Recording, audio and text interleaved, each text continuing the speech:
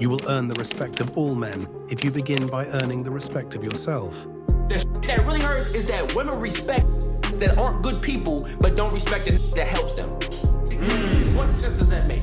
Every girl that I have ever been around that treats right, it be the that get them pregnant, that don't treat them right, that beat the fuck out of them, that shot at them, that hit them with a car, that smacked the shit out of them, that cheat on them. That's the they respect the most. Now you be a regular good dude, you feel me? Just on some chill, and she gonna disrespect you the most out of every she's ever been with, and that makes no sense. I'm like, hold on. So you calling me a bitch ass? What about the that slapped the shit out you, the that knocked your molar out the back of your mouth? Why you ain't do that to him? Oh, cause you were scared he was gonna knock you out. Oh, okay. I see what you're talking about. She gonna call you a bitch. She gonna call you out your name. Hold on, why you ain't doing to the that cheat on you with 30 bitches? Is that the water that you drinking? Must be the water. Must be the water. I don't know. Black men are some of the most undervalued, disrespected men of our time. Not only do they have to deal with racial profiling, they have to live and work in a system that was created for them to fail. They're constantly being demasculated by their size or how much money they make. And it's done to them by the women of their own culture. We're the only women that will publicly humiliate a man based on the size of his anatomy and his finances. Only 15% of Americans are making over $100,000 a year. If you meet a man that's not physically or mentally abusive and has beat the system, he's already successful. A man that's not physically or mentally abusive and has beat the system, he's already successful. Does it seem like you're not taken seriously anymore? You're probably experiencing at least one of these habits right now, and it's low-key costing your self-respect. Yo, let's get it. I really feel it's my time, think it's my year, yeah. I really feel it's my time, think it's my year, yeah. Welcome back to the channel. I would bet most men prefer respect over love. How can someone show legit love without respect? From my perspective, we're good dudes. We're helpful, friendly, and stay solid to the people in our lives. But have you ever felt that shift? At certain moments when talking, nobody's really checking for your opinions, or when friends and chicks seem mad distant, super unbothered by your absence. Yo, it's a deeply unsettling feeling, that quiet social dismissiveness that leaves you wondering, I ain't fucking with you. You little dumbass bitch, I ain't fucking with you. this is a telltale sign that we might be losing their respect. And usually it's not because of some huge betrayal or character flaw. Instead, respect is often lost in small everyday moments. It quietly creeps through a few dangerous yet common habits that silently eliminate the trust and admiration people have for us. Respect is a fundamental aspect of any healthy relationship, whether it's platonic or personal. When we have respect, we feel valued, heard, and understood. However, contrary to popular belief, no one owes us respect. What did you say, nigga? It is something earned, not given. But yo, have you ever stopped to think what can make people lose respect for you? It's a crucial topic to explore, as disrespect greatly impacts our self-esteem, interactions, and relationships with others. Today, we're exposing the 4 most disrespectful habits so you can reclaim your dignity, strengthen your relationships, and powerfully influence the respect you desire. First up, the dangerous habit of the empty promiser. This is a person who consistently overpromises and underdelivers. Yo, our word is everything. Like a wise man once said, All I have in this world is my balls and my word, and I don't break them for no one. Do you understand? nothing destroys respect faster than consistently breaking our word. Yerp, what's good, son? Yeah, I get paid this week. Yo, you'll have your bread back by Friday. 2,000 years later. Yo, that's word to everything that I love. I'm not ducking you. Something came up. But yo, next week, I got you. Allowing inconsistency and reliability is a common behavior that leads to losing respect. When we allow people to constantly change our plans, not follow through, or flake, Our boundaries look questionable. Ayo, let's be clear. We could believe they have good intentions. Most healthy people want to be seen as capable and reliable. Psychologically, this could be driven by a social desirability bias, our tendency to agree to things that will make others view us favorably. But when the time comes, they find any damn excuse to dip out because real talk, they ain't want to do that shit anyway. Nope. Like when a chick cancels last minute because her younger sister on her father's side through marriage, hamster just died. Bruh. However, as men, each broken promise we make, despite how small, is a withdrawal from someone's trust account. Eventually, that account hits negative. And real talk, some people don't have overdraft protection. Message. One huge double standard is that men are always expected to keep their word. That's why the slogan, "Watch what women do, not what they say," describes most women. What? And "I'm a man of my word" describes most men, which loosely translates to men are expected to be reliable. Just me? Part of my projection. What does this have to do with losing respect, RMP? Glad you asked. Black culture influences black women to disrespect good black men. Damn, son. Hey, yo, hear me out. In the first TikTok clip, dude mentioned women will disrespect the good dude over the hood dude. Real talk, society has ingrained romanticizing the appeal of pookie type dudes. Snapple facts. We hear it in music,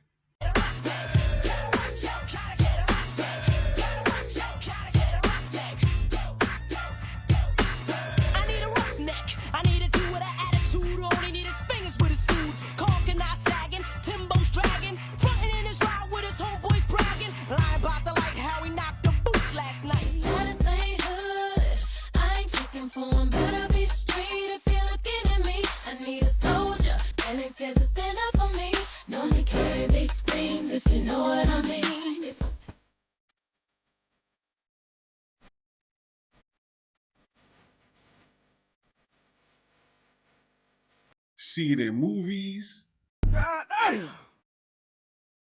and read it in books. It's an evil world we live in. We hear a lot of chicks say they want a good dude, yet when dude pops out like a wild Pokemon, he's expected to work infinitely harder for her respect. How, Sway? The psychology here is rooted in consistency. When people's words don't match their actions, it creates cognitive dissonance. We stop taking their words seriously because they don't match their actions. We start to see them as unreliable and ultimately disrespectful of our time. So what's the fix? The old principle of underpromise and overdeliver. Yo, be dead ass realistic with people and cut the optimism bias. Our natural tendency to overestimate a positive outcome. Like Shorty intentionally making herself unavailable to front an abundant and busy lifestyle, hoping you will chase. Beta. We've all known that one dude who always ghosts the bros because the chick got his nose wider than smelling salt. Then pops out normally when Shorty ends his turn. No! Nah, nigga. Keep that same energy. As men, we must learn to communicate honestly. Saying no is way more respectable than saying yes and fronting. The second dangerous habit is being a blame thrower. Hey, yo, this is a huge one, fellas. No homo over this whole conversation. This is the dude who avoids taking responsibility at all costs. I'll keep it a stack. I see this a lot with the red pill ragers. I also went through the grievous stage of anger, realizing most women aren't sugar and spice and everything nice. How dare you? I also recognize my part in the bullshit and move forward. Most men become stuck in this endless and unhealthy loop of constant anger and criticism. In basic terms, they behave like a bitter chick. Who? In the blame throwers world, nothing is ever their fault. Every trick is in 304, Pukiana, or for the streets. This habit is a psychological defense mechanism designed to protect our ego, but it erodes respect because it reveals a lack of integrity and maturity. This behavior is a classic example of the fundamental attribution error, a cognitive bias where we blame our own failures on external situations but attribute others' failures to their character. What do I mean? We always position ourselves as the victim. You're a victim. But RMP, men could be victims too. Absolutely, men could be victims. However, there's a thin line between victim and victimhood. Peep this. You're talking to a chick. Initially, she showed no real interest, telling you that real men chase the woman they want. I know that's right. So you do. A 6-month sympathon of dinner dates, one-sided communication, princess treatment, and no intimacy. Because of course, she's celebrating and saving herself for marriage. Stop the cap. Mind you, with 2 kids, Shorty finally decides you have earned her attention, only to find out this chick was getting clapped by her baby father the entire time. Hell no. We saw Shorty was on some bogus time. Instead of admitting this chick wasn't it and taking the L early, we say, yo, that's why nobody seriously dates a baby mother. They all go for their baby father for real. Just like that, we shift the blame to make our mistake Shorty's fault.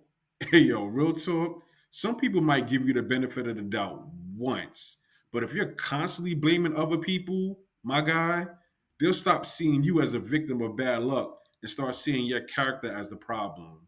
Did he just call me retarded? The antidote is a concept called extreme ownership.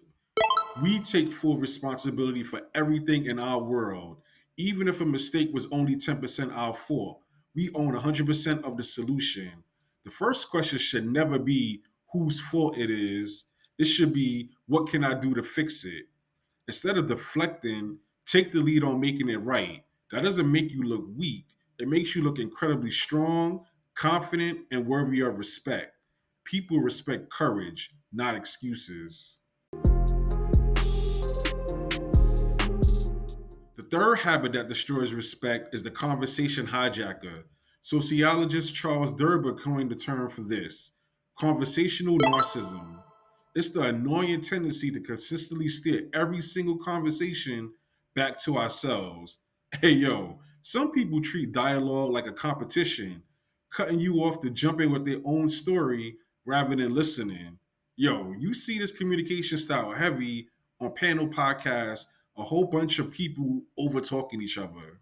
It's low key their arrogance or entitlement leading to disrespect. When people act superior or expect special treatment without putting in the effort, their self centered and inflexible nature shows where they stand: my way or the highway. Huh? We've all been there. You're sharing something dope, and before you're even done, Shorty cuts in. Or you're explaining a situation, and Shorty interrupts and launches into her own totally unrelated point. Whatever, major loser. Interrupting sends a powerful, disrespectful message. You little dumbass bitch, I ain't fucking with you. It makes us seem unheard and unimportant. The conversation stops being a shared space and becomes a soapbox for her monologue. Over time, we stop trying to have real conversations with this chick. We'll give short, basic level answers because we know there's no point. So fucking tired of this shit. Fuck this shit. We lose respect for them because they've shown zero respect for us. Psychologically, our brains register chronic interruption as a form of social rejection. We quickly decide that a person is arrogant, self-centered, and lacks empathy. The fix? Active listening. That means listening to understand, not just reply. The goal isn't to plan a comeback or spot to drop a story. It's to absorb what's being said. When someone finishes speaking, pause for a second.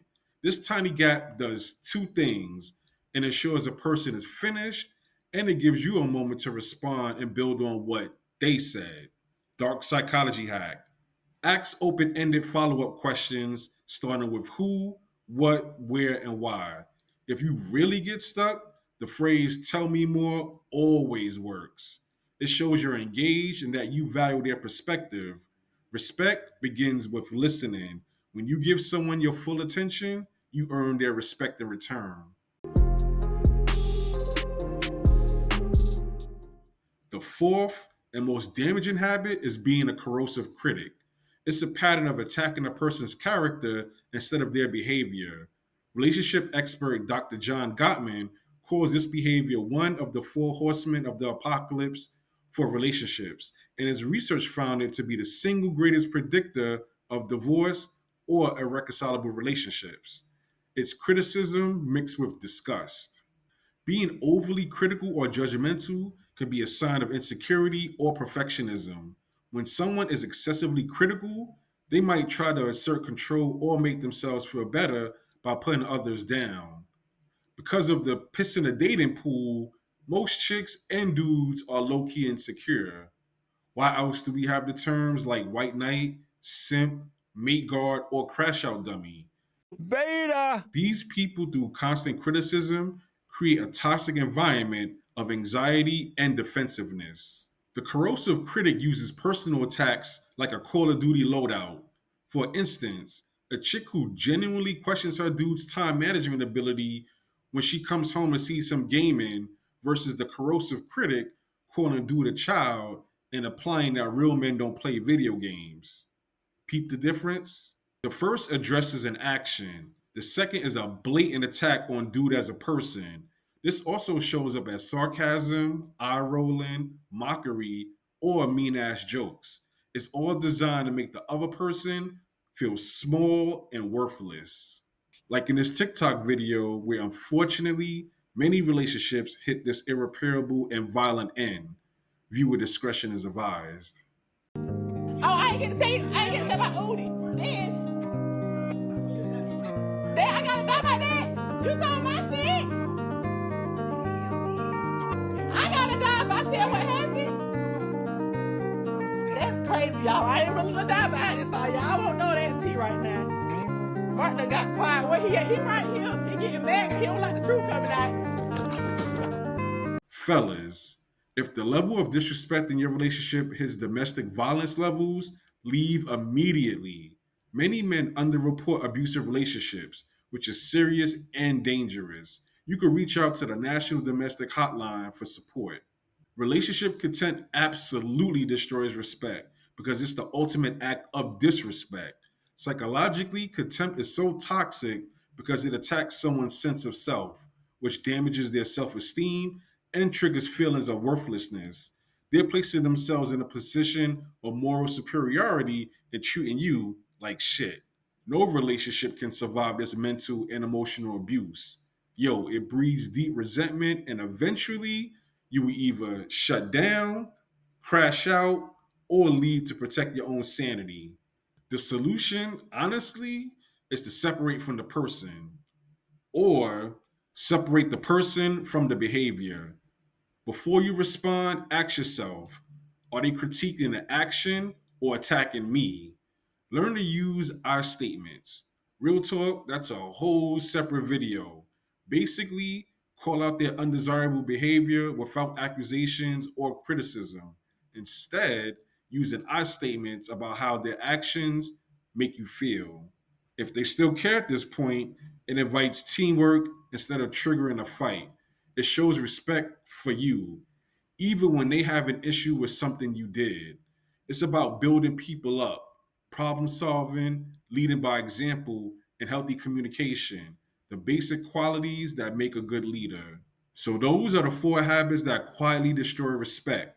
The empty promiser who breaks trust, the blame thrower who lacks integrity, the conversation hijacker who makes people feel invisible, and the corrosive critic who tears people down with contempt. By admitting our mistakes and holding people responsible, we can create a more positive and respectful dynamic. Listen up, fellas. The common thread here is a disconnect, a failure to see how actions truly affect others. The good news is these aren't life sentences. They are habits, and habits can be changed. You can reclaim any self-respect you've lost and build stronger, healthier connections in every part of your life. It all starts with self-awareness. Yo, thanks for watching. If this was helpful, I'd love to hear about it in the comments below. Which of these habits have you seen the most? Either in others or shit, yourself? Let's keep the convo going. It's dope to read your comments. If you haven't already, be sure to like the video and subscribe to the channel for more content on building unshakable confidence. Stay resilient.